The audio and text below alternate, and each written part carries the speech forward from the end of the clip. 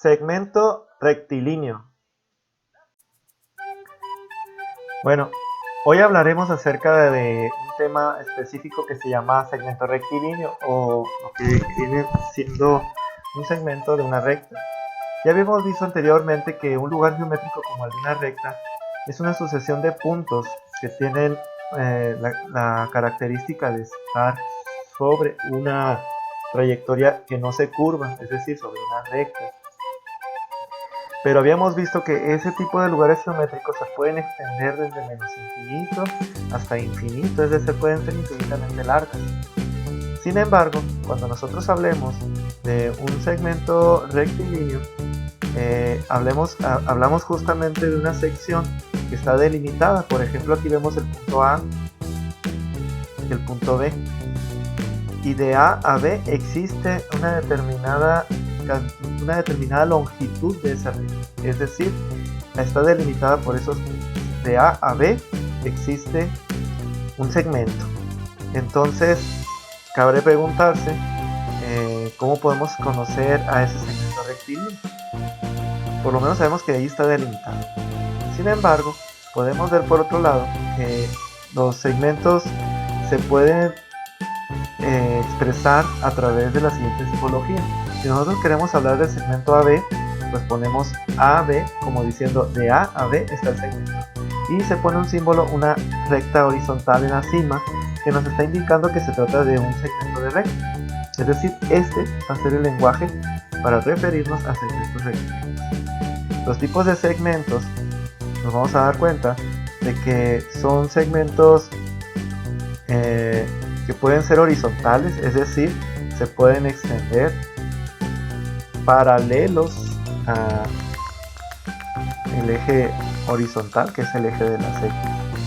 ¿Sí? Tenemos segmentos de recta horizontales. ¿Sí? Están unos más largos, más cortos que otros. También podemos tener segmentos de recta vertical, que van a ser segmentos que se extiendan paralelos al eje de las Y. Y pues estos pueden ir desde arriba hacia abajo o de abajo para arriba, así como los segmentos horizontales pueden tener un sentido que vaya de izquierda a derecha o de derecha a izquierda. Y por otro lado, hay segmentos que son inclinados, y esos segmentos inclinados tienen la característica de que pues no son ni paralelos al eje X ni tampoco al eje Y, o sea, tiene una determinada inclinación. Y pues podemos encontrar varias familias de segmentos de rectas que tengan esa característica, ¿no? Que pueden ser de diferente longitud y distinta inclinación. Por otro lado, hay que hablar ahora de cómo podemos medir esos segmentos de recta. Puede ser que los segmentos de recta tengan una orientación. Por ejemplo, podemos decir que el segmento de recta que va de P1 a P2 en este gráfico que está aquí, pues tiene una determinada dirección, porque nosotros estamos diciendo que parte de P1 y se dirige a P2. Si se dan cuenta, esos puntos están localizados en las siguientes coordenadas. En X tiene coordenada 1, en Y tiene coordenada 2. Por otro lado, en el punto 2 podemos observar que este tiene coordenada en X5 y tiene coordenada en Y también 2. Entonces, ese par de puntos pues trazan una recta horizontal. Tanto la recta horizontal como la vertical son muy simples, son muy fáciles de conocer sus longitudes, porque se puede comparar inmediatamente con la recta horizontal, con la recta a la que son paralelas. Por ejemplo, en este caso, la recta que va de P1 a P2 es paralela al eje coordenado X, y podemos observar en el eje coordenado X que hay una distancia que va de 1 a 5, que es equivalente a una longitud de 4 unidades. ¿Sí? Entonces nosotros podemos decir que la recta que va de P1 a P2 tiene 4 unidades. Pero no nomás podemos decir eso, podemos decir que son 4 unidades y esas 4 unidades son dirigidas hacia la derecha. Por lo tanto, esto es resultado de haberle restado a 5, 1, que nos da un total de 4. El hecho de que tenga ese valor 4 positivo nos está indicando que la dirección del segmento de recta va de P1 a P2. Entonces como habíamos visto, que los segmentos pueden tener dirección, puede tener una dirección. Por ejemplo, estábamos viendo que el punto P1 y el punto P2 están conectados por este segmento de recta que tiene esta orientación, va de izquierda a derecha. Entonces el hecho de que vaya de izquierda a derecha pues marca la diferencia entre que los puntos pudieran estar posicionados de esta forma. De esta otra forma, del lado derecho vemos que P2 se pone del lado izquierdo y P1 se pone del lado derecho. Y si nosotros queremos conocer la distancia que hay de P1 a P2, pues ya está involucrando otro sentido. Estamos diciendo que esa distancia que queremos conocer pues tiene una dirección que va hacia la izquierda, va de derecha a izquierda, y entonces la longitud pues va a tener la misma magnitud, van a ser 4 unidades, pero en este caso van a ser 4 unidades que se dirigen hacia la izquierda. ¿Qué significa esto? Pues nuevamente, si nosotros agarramos las componentes del punto P2 en este caso, el punto P2 tiene magnitudes, coordenadas 1,2, mientras que el punto P1 ahora es el que tiene las coordenadas 5,2. Pues vamos a observar que si restamos las componentes horizontales de esos puntos,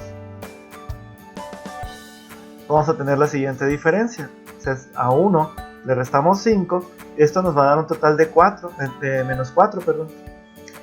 Y la pregunta es, ¿y qué representa ese menos 4? Bueno, el 4 nos está representando las unidades que existen desde 5 hasta 1. ¿Pero qué nos está indicando el signo negativo? Pues nos está indicando que esas 4 unidades se están recorriendo hacia la izquierda, es decir, hacia valores más negativos. Entonces ese segmento de recta está demostrando con ese resultado que se trata de un segmento dirigido de derecha a izquierda. Entonces podemos concluir que si nosotros queremos conocer la distancia de un punto a otro, pues lo único que necesitamos hacer es restar la posición, la distancia, la componente en X final menos la inicial, X2 menos X1, es decir, la componente en X del punto 2 menos la componente en X del punto 1, lo que nos va a dar un total. Ahora vamos a ver el ejemplo, pero con rectas verticales. Veamos lo siguiente. En este ejemplo tenemos el punto 1 en la parte superior y el punto 2 en la parte inferior. El punto P1 tiene las siguientes coordenadas. Tiene componentes 3 en X y 5 en Y. Mientras que el punto 2 tiene las coordenadas de 3 en X y 1 en Y. Si lo que nosotros queremos conocer es la distancia que existe del punto 1 al punto P2, pues vamos a observar que tiene este sentido. Es decir, la longitud que deseamos conocer va de arriba hacia abajo. Y por ende, el segmento de recta que deseamos conocer es este. La pregunta es cómo lo podemos conocer, cómo lo podemos medir. Bueno, a simple vista podemos observar que este segmento de recta es paralelo al eje Y que justamente abarca las siguientes unidades: 1, 2, 3 y 4. Entonces la longitud de ese segmento de recta es de 4 unidades. Si volvemos a hacer el ejercicio de restar la posición final, en este caso ya no en X, sino en Y, de la posición inicial, es decir, la del punto 1, también en Y, pues nosotros estaremos haciendo la siguiente operación. a 1 le restamos 5, ya que 1 es la componente en y del punto 2, mientras que 5 es la componente en y del punto 1. De tal manera que si nosotros hacemos esta diferencia, pues nos va a quedar un menos 4, donde volvemos a insistir, el 4 como número representa la magnitud que hay de la cantidad de unidades que existen entre un punto y otro. En este caso son 4 unidades. Mientras que el signo menos nos está indicando la dirección en la que está dirigido este segmento de recta. Y si nos damos cuenta, la dirección es hacia abajo, hacia valores negativos de y. Entonces el menos 4 nos está dando una idea de que el segmento de recta va de P1 a P2. Ahora imaginemos esta otra situación en donde el punto P1 se encuentra en la parte inferior, sí, aquí, mientras que el punto P2 se encuentra en la parte superior.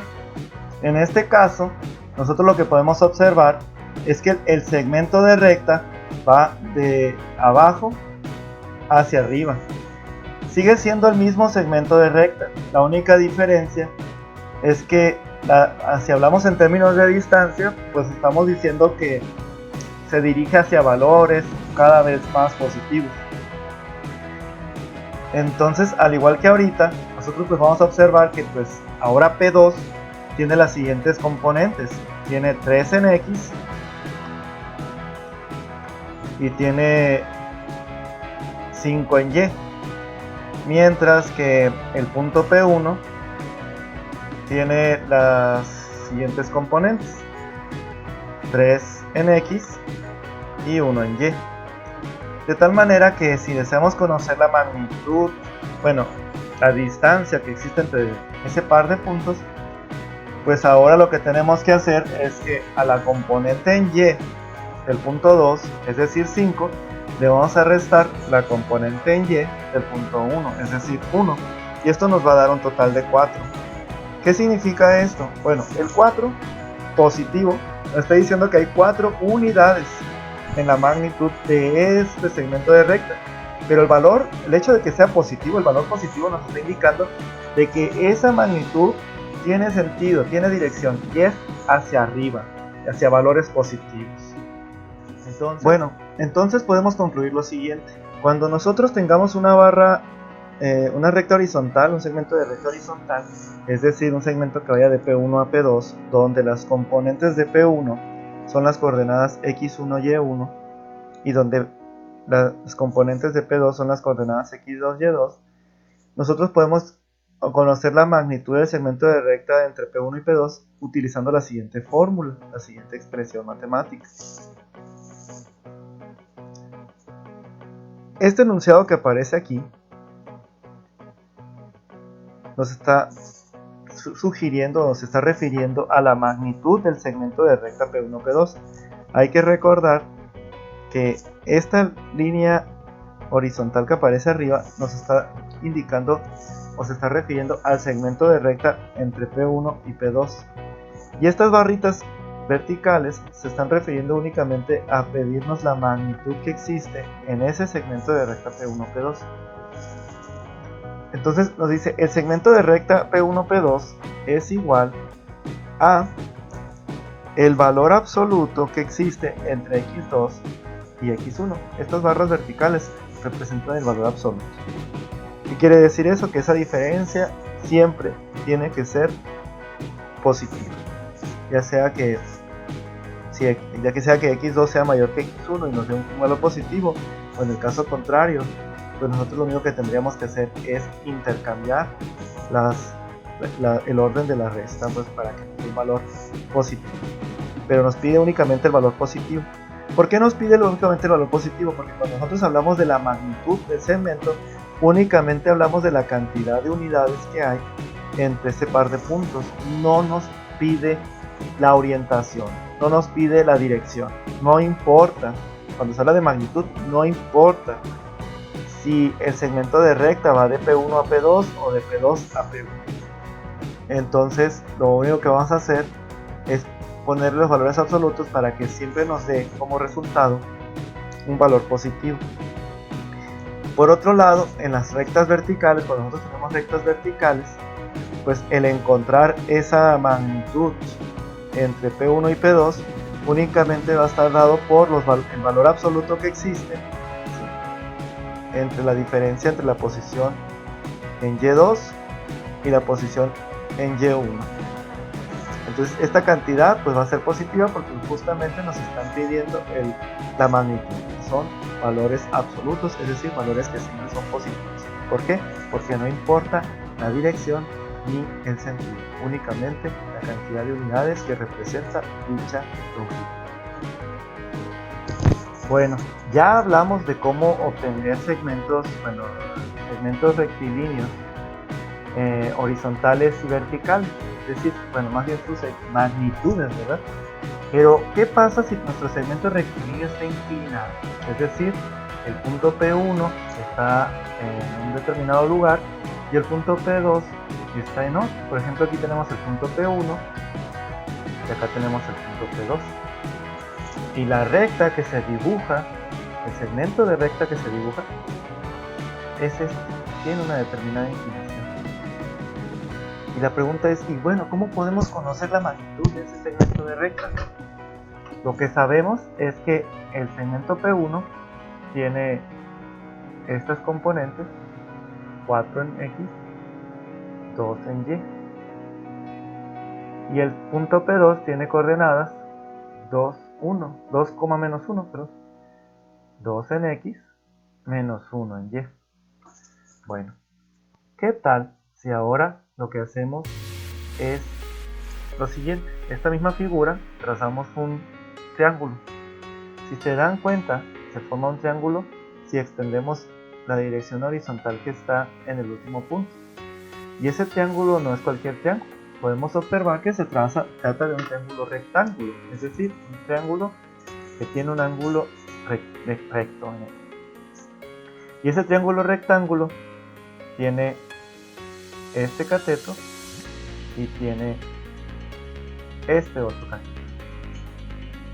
Entonces, si nosotros somos un poco astutos, podemos observar que con ayuda de esos dos catetos, conociendo la magnitud de estos dos catetos, utilizando el teorema de Pitágoras, bien conocido en el curso de matemáticas anterior, nosotros podemos conocer el valor de la hipotenusa.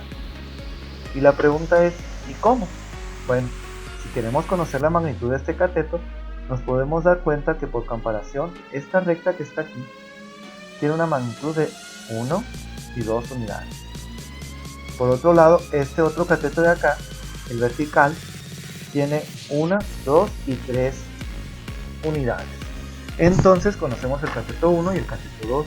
Y como conocemos esos dos lados del triángulo rectángulo, es posible con ayuda del teorema de Pitágoras conocer la hipotenusa. La pregunta es, ¿cómo podemos obtener analíticamente el valor de dichos catetos? Bueno, eso lo vamos a determinar de la siguiente manera. Bueno, entonces para poder conocer la distancia que existe entre el punto P1 y el punto P2, podemos observar lo siguiente. Para conocer el cateto 1, denotado por C1, necesitamos conocer la distancia horizontal entre el punto P2 y el punto P3. El punto P2 tiene coordenadas 2, menos 1 y el punto P3 tiene coordenadas 4, menos 1. Hay que recordar que el punto P3 es el punto donde se intersectan las prolongaciones horizontales y verticales del punto P2 y P1 para formar el triángulo rectángulo. Entonces, para encontrar nosotros la distancia entre P2 y P3, pues ya habíamos visto anteriormente, cuando la componente horizontal del punto P3, es decir 4, y a esa cantidad restarle el valor horizontal del punto P2, es decir 2. Esto nos da un total de 2, que justamente corresponde con las dos unidades que existen de aquí a acá. Por otro lado, para encontrar el cateto C2, cateto 2, esto es igual a la distancia que hay del punto P1 al punto P3. o del punto P3 al punto P1, no hay problema, porque únicamente necesitamos conocer la magnitud, no la distancia en sí, sino la magnitud, cantidad de unidades de separación. Entonces para eso ocupamos las componentes verticales. Vamos a utilizar de P3 a P1. La componente vertical de P1 es 2 y le restamos la componente vertical de P3, es decir, le restamos menos 1. 2 menos menos 1 va a ser igual a 3 y justamente esa cantidad corresponde con la distancia que hay de P3 a P1, que es esta recta paralela sobre el eje de las 10 que va de menos 1 a 2, teniendo un total de 3 unidades. 1, 2, 3. De esta manera nosotros ya conocemos las componentes de los catetos, bueno, las medidas de los catetos. Entonces ya es posible calcular la hipotenusa, porque esto va a ser igual a la raíz cuadrada de el cateto 1 al cuadrado, es decir, 2 al cuadrado es igual a 4, más 3 al cuadrado, y es el cateto 2 al cuadrado, es igual a 9. Bueno, entonces, con esto vemos que si nosotros tenemos esas magnitudes, raíz de 4 más 9 nos da 13, este resulta ser la siguiente cantidad, alrededor de 3.6.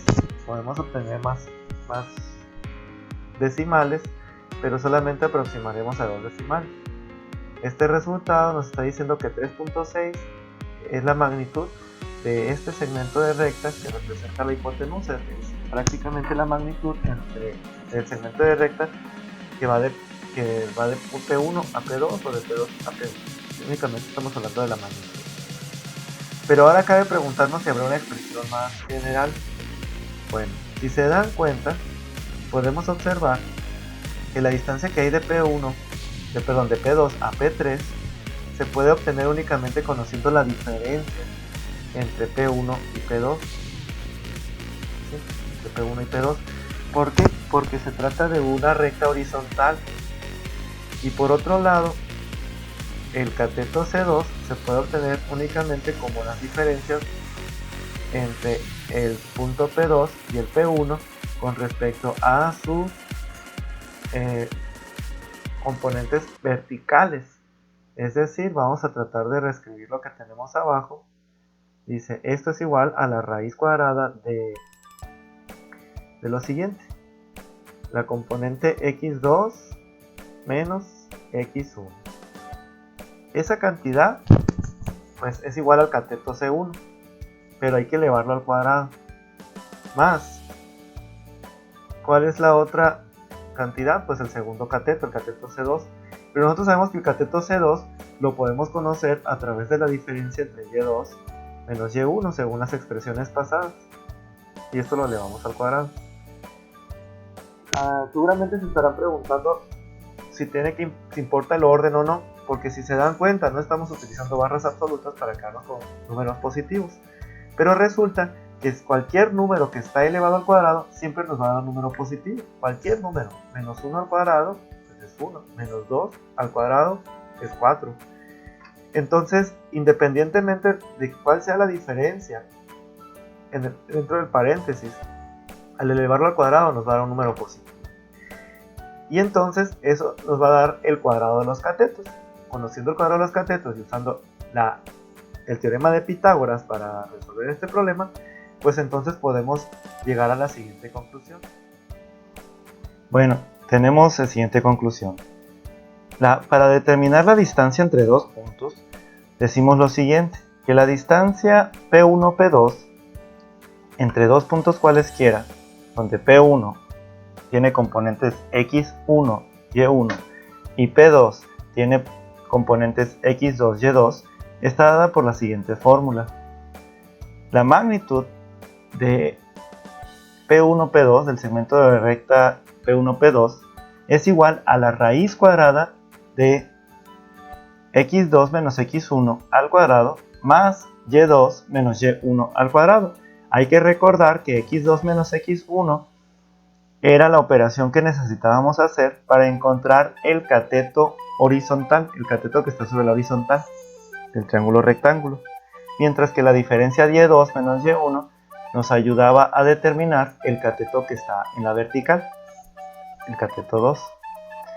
Entonces, esto prácticamente representa el teorema de Pitágoras. Acuérdense que como estamos hablando únicamente de magnitud, sí, no tanto de la distancia, sino la magnitud de ese segmento de recta, no hay problema si nosotros invertimos la posición de x1 con x2. Porque si llega a haber un cambio en el signo, hay que recordar que todo número elevado al cuadrado nos va a dar positivo. Entonces, puede ser la de arriba la expresión o la de abajo, aunque preferiría que se aprendiera la de arriba. Será utilizada en otros temas. Ahora desarrollaremos un ejemplo. Tenemos el ejemplo para determinar la distancia entre dos puntos, donde el punto A es 4,1 y el punto B es 1,-3. Si se dan cuenta, 4,1 representa las componentes x1 y y1 de un punto, y las componentes 1-3 son las componentes x2 y y2 del punto B.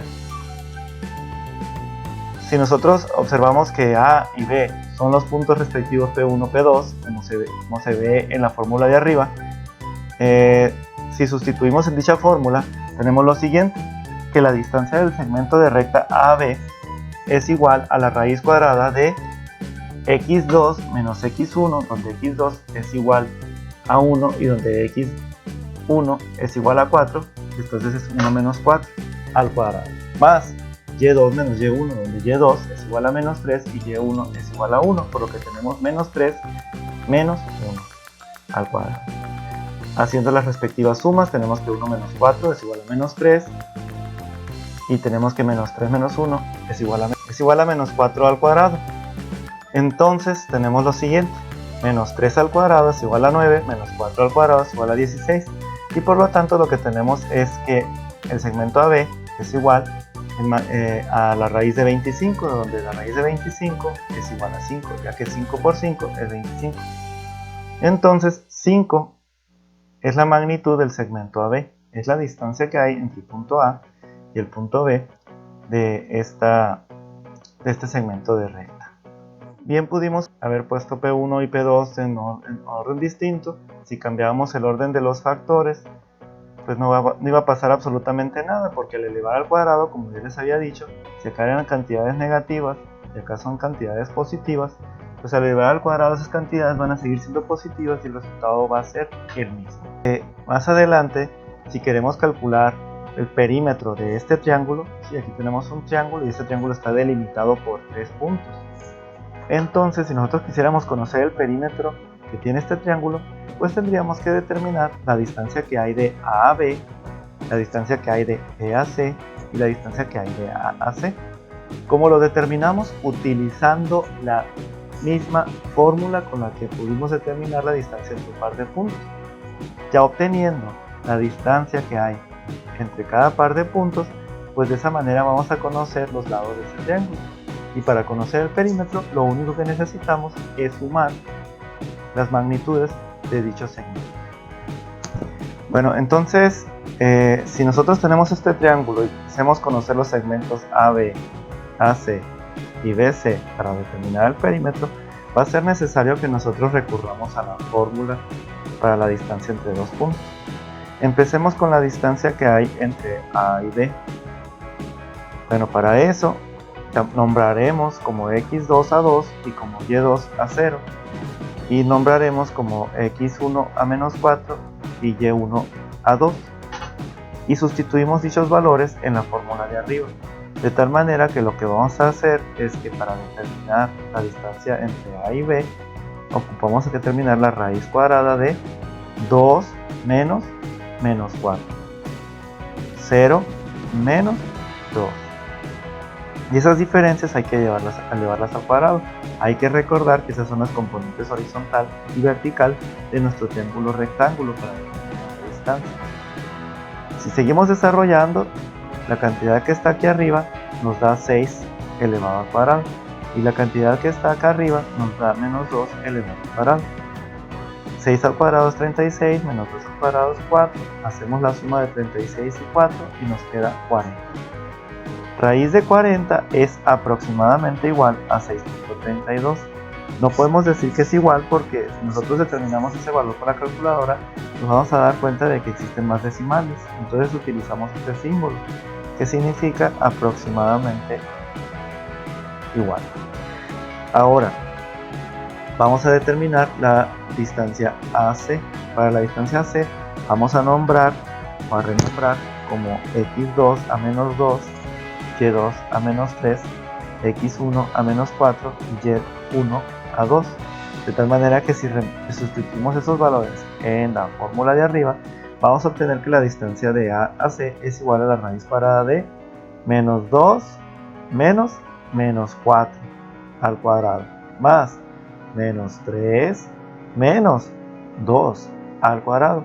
Estas cantidades que están aquí nos dan igual a 2, tiene que ser elevado al cuadrado. Esta suma que está acá nos da un menos 5 que hay que elevar al cuadrado.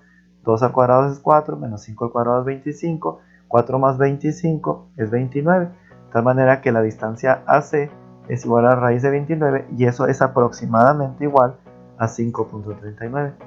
Nos falta por último la distancia de BAC. Entonces la distancia de BAC pues nos va a tener que pedir que renombremos x2 a menos 2, y2 a menos 3, x1 a 2 y y1 a 0. Renombramos. Ahora podemos determinar con ayuda de la fórmula de la distancia entre dos puntos, la distancia entre B y C. Entonces, haciendo lo siguiente, esto es igual a la raíz cuadrada de menos 2 menos 2 más menos 3 menos 0. Está expresado de este lado. Esas cantidades elevadas al cuadrado. Menos 2 es menos 4. Menos 3 menos 0 es menos 3. Menos 4 al cuadrado es 16. Y menos 3 al cuadrado es 9. 16 más 9 es 25. Por lo tanto, la distancia de B a C es la raíz de 25. Y la raíz de 25 nos da un valor exacto, que es igual a 5. Entonces, ya conocidas las magnitudes de cada uno de los lados, AB, AC y BC, entonces podemos determinar el valor del perímetro, que es igual a la distancia AB más la distancia C más la distancia BC, que es alrededor de sumar 6.32 más 5.39 más 5. Esta suma es igual a 16.71. Entonces el perímetro es alrededor de 16.71 unidades. Eso es el perímetro de nuestro triángulo. Ahora vamos a discutir acerca de lo que viene siendo la fórmula de Herón.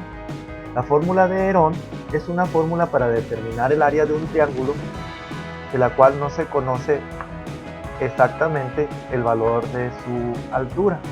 Si se dan cuenta, es muy común que nosotros encontremos triángulos que estén formulados únicamente como una figura, que no necesariamente conozcamos su altura. Por ejemplo, este triángulo, yo conozco quizá la base que está aquí, pero la pregunta es, ya conozco la base, ¿cómo puedo determinar la altura?